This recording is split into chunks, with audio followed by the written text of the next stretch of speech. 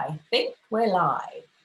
So, good evening. It's Leslie Waldron here from Wild Country Woman, and I have the enormous privilege of being joined by the very lovely Jane McDowell, who is here to talk to us about screen fatigue. I'm going to get Jane to introduce herself in a minute. She has been in here before. She's a reflexologist, and she's also Bristol's favourite drug-free migraine and headache specialist. She can get rid of migraines and headaches with magic. No, not magic, but actually with a really, really clear, holistic strategies that might feel a little bit like magic if you've been struggling with them for a really long time.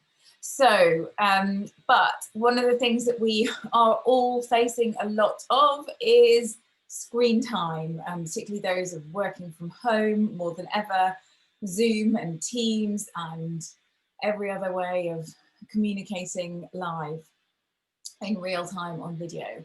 So Jane, I wonder if you could tell us a little bit about yourself and what it is that you're going to share with us this evening. Oh, thank you so much for having me on again, Leslie. It's always such a pleasure to be in your company. For those who don't know me, I'm Jane McDowell, and as Leslie said, I am Bristol's favourite drug-free migraine and headache solution. So I typically work with people who suffer from debilitating migraines and headaches that takes them away from their work and from their family time, their leisure time. So I work with them so they have fewer migraines and headaches with less intense pain. So that way they get back their energy, their focus and their confidence so that they can enjoy their leisure time and their career as well. So that's what I do most of the time. And on top of that, because it's my mission to help as many people as I can who have headaches and migraines, I want to help prevent them happening in the first place. So for some people, as you said, Leslie, now that we're all kind of sitting and looking at Zoom virtually all day long, even in our leisure time, because in lockdown we're having to do pub quizzes and have, family gatherings on Zoom, etc. We're kind of getting a bit screen fatigued. And so I come up with a package to help people, and this came about because someone I know who normally delivers training in real life to real people in front of an audience where she can look at people in the front row and look at people in the back row and move around, etc. She's now delivering all of this on camera, so her range of movement is restricted because of the, if I move away too much, then and she's looking at the camera all day long, so her focus isn't adjusting.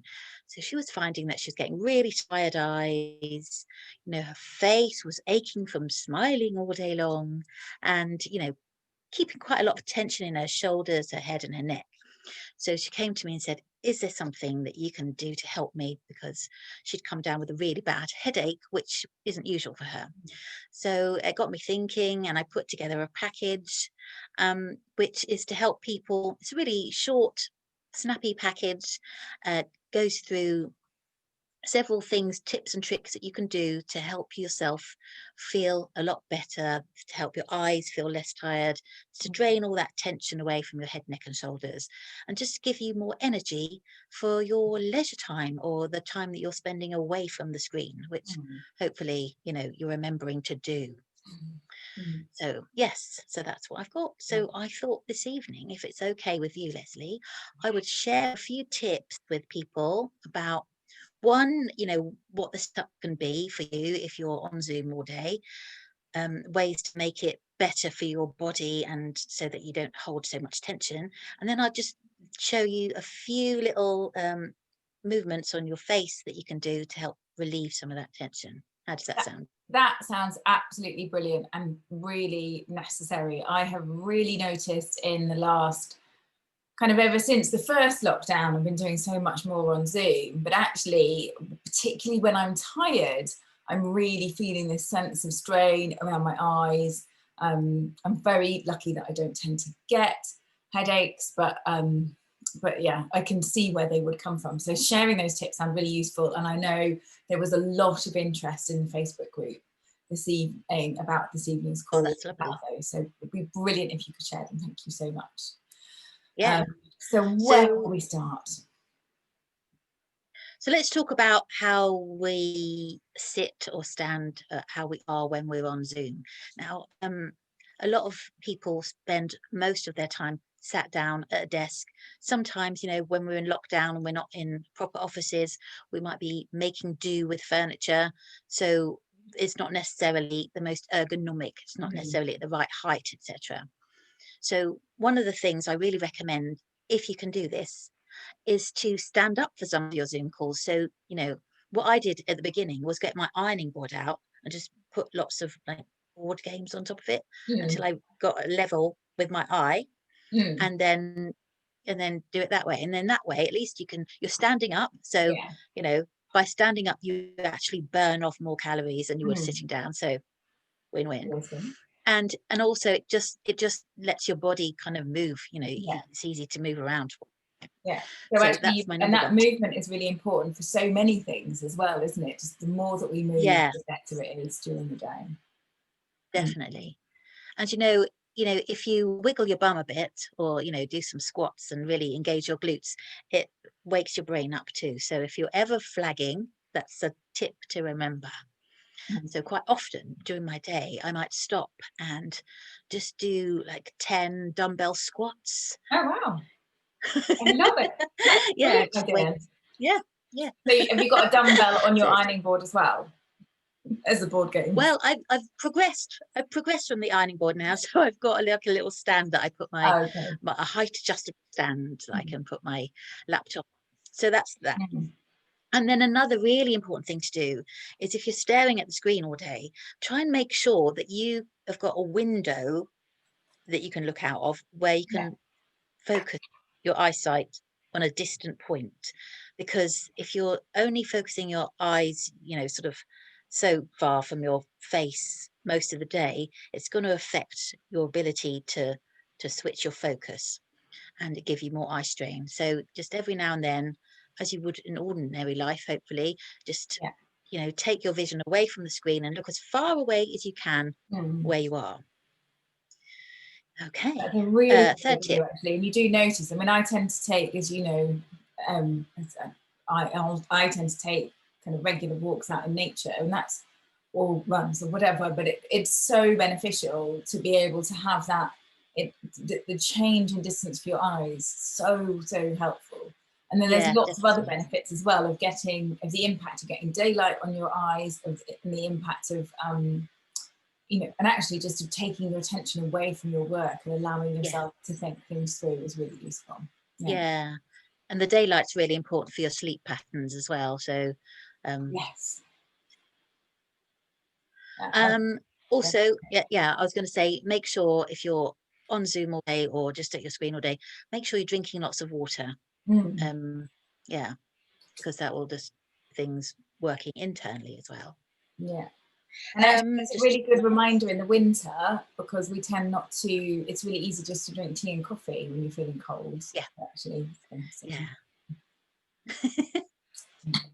And then posture. Posture is really important. So obviously, if you're standing up, then that's great, because your posture is more likely to be, better than it is when you're sitting Yeah. down. So I see a lot of people on Zoom calls, and they've got their laptop on the desk in front of them, and they're kind of hunched forward and looking like that, or they've got the camera angled up their nose, or so the line of sight isn't great for them or for the viewer. So one of the things that you can do is try and set your camera to the same on the same as your eye line, if you're looking straight forward. So that way, when people are looking at you, then they'll get more eye contact from you. So you'll be able to build better rapport with people. And Yeah. also it keeps your chin kind of level, you know, Mm. so you're not Yeah. sort of cranking on your neck one way or the other. Yeah. Mm. Which can cause a lot of tension. Yeah. And not the most flattering either. Yeah. Yeah. Not that we worry about that.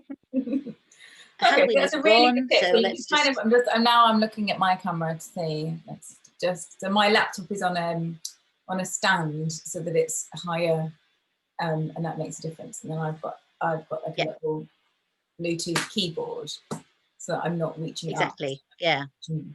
yeah, and that was the exact same thing I was going to say. If it's difficult for you to type on your keyboard at the same time, then just get a little plug-in or a Bluetooth keyboard and use that instead. Yeah, I think this was only it's worth the investment or something. Yeah, it's not worth it. Okay, that's a really, really good tip. So keeping it up, and I can see how, I mean, often you're working from home and you're having to move from room to room if both of you and your partner both on Zoom calls, and you can end up with the laptop or device in all kinds of weird and wonderful situations. But actually just paying attention to your posture when you do that can be really useful. Yeah, thank you. So eye line, and then thinking about where your keyboard and where your hands are, because actually if I'm typing up here, then I'm really lifting my shoulders up, aren't I? And creating that's not good. And in fact, quite often people will do that when actually they need to just do this. And so we have a natural tendency to do that when we don't need to. So it's thinking about how to move the most efficiently you can. So anyone who wants to explore that, then get in touch. I'll put you in touch with fantastic Alexandra technique person. They can help you with that. So with that efficiency of movement. Yeah. Cool. So those are my top tips for your setup. And then I thought I would just share a few little reflex points on your face that you can stimulate yourselves to kind of relieve that tension. So I'm going to take my glasses off. Hopefully I can still see you. It's all a bit blurry now, but that's normal for me. You still look lovely, so there we go. Oh, thank you. So I'm just going to show you 5 little moves on your face. And if anybody wants to know more, then please do get in touch. I'm, more than happy to work with people to give them more of a sequence so they can benefit even more. So what I would suggest first is just to sort of get into ourselves, become present in our own bodies. And by doing that, we're just going to do that. Not long day. I can't speak now. So anyway, in order to do that, just take the middle finger of whichever hand you want and place it between your eyebrows. Now just circle really gently in between your eyebrows. And as you do that, just notice your breathing. Just pay attention to the breath as it comes in and leaves your body. Okay. So the first thing I'm going to show you is how to take the tension away from your shoulders. So take a thumb of each hand and place it just underneath the inside corner of your eyebrows. Now, instead of pushing with your thumbs, I want you to just gently hold your thumbs there and gently let the weight of your head fall onto your thumb. So you've got the thumb just under that eye socket bone there. And as you just gently lean your head on your thumbs, you might start feeling a bit of sometimes soreness or buzziness. Or how's it feeling for you, Leslie? Oh, it feels really, that first one was amazingly, it was a great way of bringing presence. This, I've had really twitchy eyes lately, I've been a bit overtired, and this actually feels really nice. Brilliant. Tender now, but good. Yeah. So then I want you to move your thumbs so slightly along that ridge of bone, and you'll find a little dip, a little cave, I like to call it. Yeah. So again, just lean your head onto your thumbs. For some people, this might be really quite tender. This is quite tender for me, yeah. Yeah, so this is your occipital, which is the back of your head, just at the top of your neck here. And that's a site of tension in a lot of people, especially people who do a lot of desk work or driving. Or just if you're just generally quite stressed, this will be quite tender sometimes. So don't go mad, don't have to like push really hard or, just let it sit there. If it's too painful, then just let go or just lift your head slightly. Okay. And then the next thing I'm going to show you is just your thumb underneath your eyebrow, your forefinger on top, and we're just going to pinch gently, and then just gently walk along the eyebrow, just gently pinching as you go. And you might find that Oh, some areas along your eyebrow are a lot sorer than others. yeah. Yeah. So My this right stimulates, thumb. yeah, It's this really nice stimulates though. your eye and your eustachian tube and your ear, just your general head. Yeah. So if you're feeling like you've got eye strain, this is a really good one to do.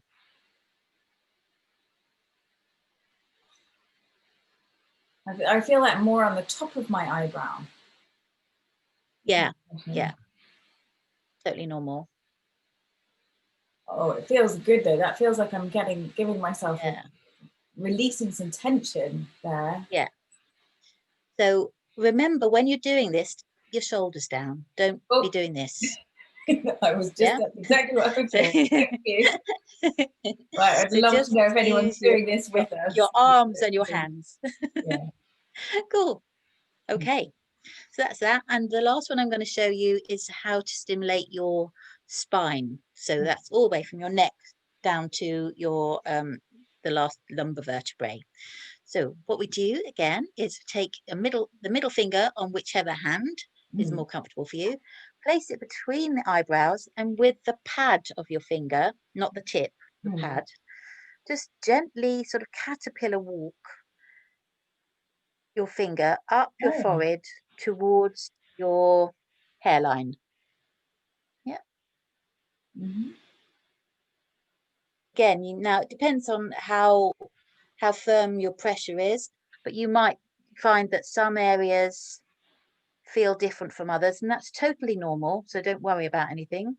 You might find that there's little gritty bits under the skin in some places, or little crystal type things, or some of it might just feel like a tiny little bruise or something. Those are all perfectly normal things. So just do that 3 times.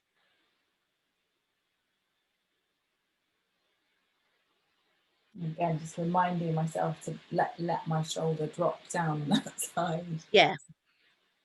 Yeah, don't be doing that. Yeah. If you want to wear earrings, but don't use your shoulders as earrings, is what I always say. Cool. Lovely. Okay, so those are the little moves that are really good just to do on a daily basis. You could do them in between your Zoom calls, or as you're waiting for the kettle to boil, if you're making a cuppa in between meetings or whatever. So yeah, it's a great idea. This one, if you've just had a really difficult conversation, luckily I only work with wonderful people, so I don't have to worry about that. But this one, you have one of those head in the hands moments. I feel like that could be actually really useful to do. Yeah. Yeah.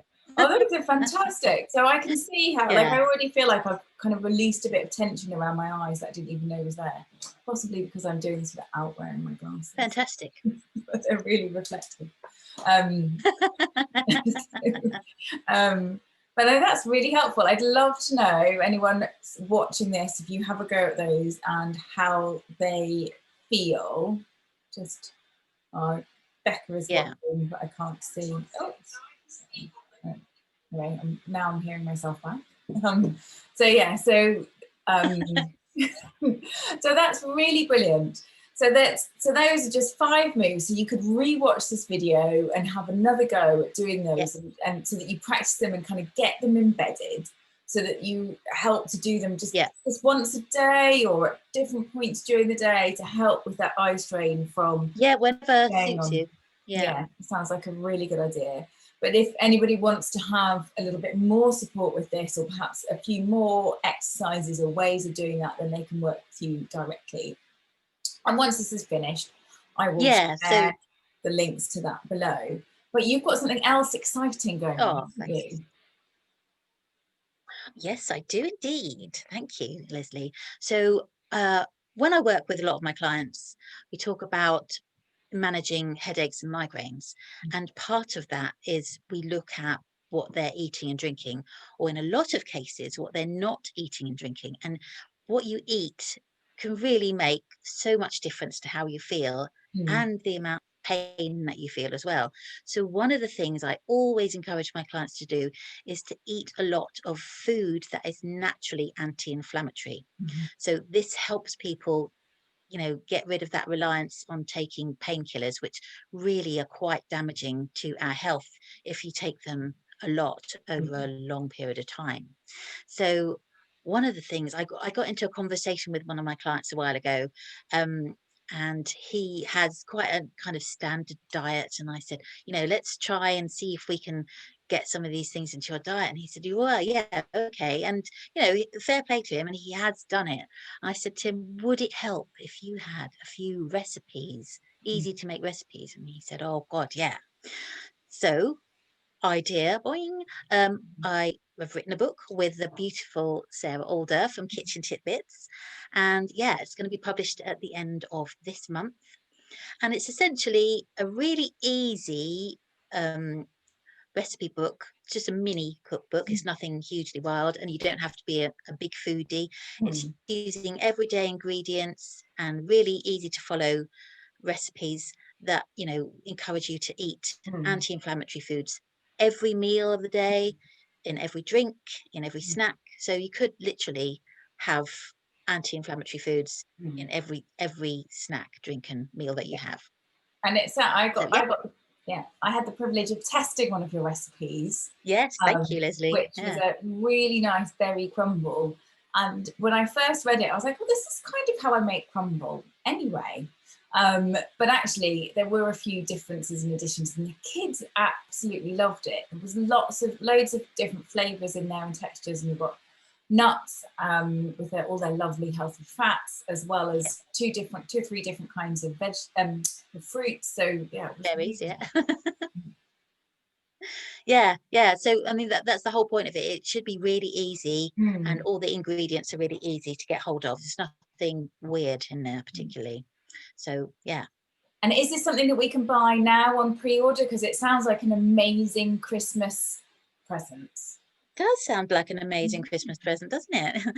It's not available on pre-order yet because we haven't actually uploaded it to Amazon yet. We're in the final kind of edit at the moment. So at the end of November, it will be available for you to buy either electronically, as in an electronic version of the book, or you can buy a hard copy as well. Yeah. Really exciting. Sarah has been in here, has come and done and shared some of her wisdom in this group before. And she is, she's all about making food delicious, tasteful, tasty, and also waste-free. So that you're not wasting, you're not using elaborate ingredients. So I think I'm really looking forward to seeing this cookbook. I love working with Sarah. Yeah, she's a really, really special person, as are you. But we will look forward to, I will be sharing that in this group and look forward to seeing that developing. So that's fantastic.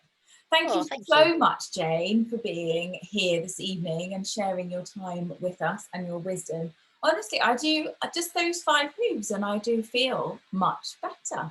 Amazing, isn't it? Eye strain. I had a long car journey last week, and then I was working at the weekend to make up for missing 2 days of work, and my eyes were feeling really strained. Now I feel like that's a bit of a relief. So thank you very much. So I'm going to say goodbye, and we'll catch up again soon.